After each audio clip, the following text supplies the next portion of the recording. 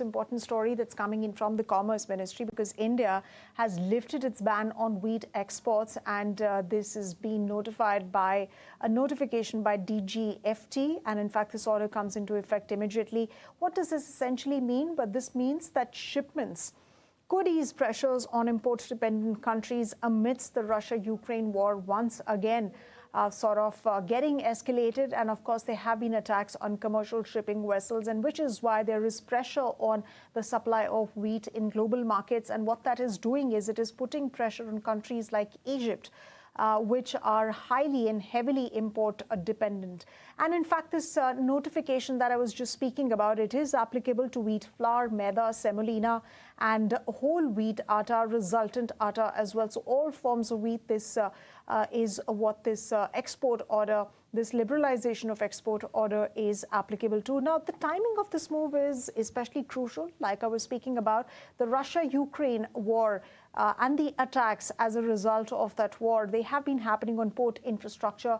And of course, there have been attacks on commercial vessels in West Asia as well.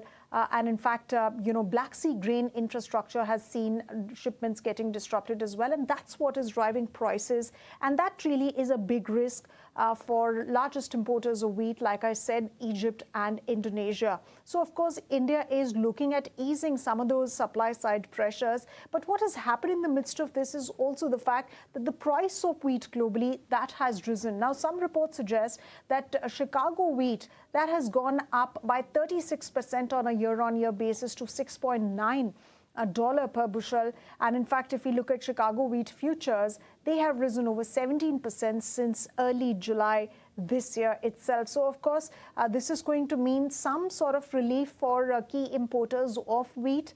And in fact, if we look at India's policy moves with respect to this particular commodity, well, we had imposed restrictions on wheat exports in the month of May 2022. However, earlier this year, exports were opened up partially, and of course an upper limit of 5 million tons per annum of wheat was set. And of course this came in on account of ensuring that there is domestic supply, enough domestic supply that is currently available.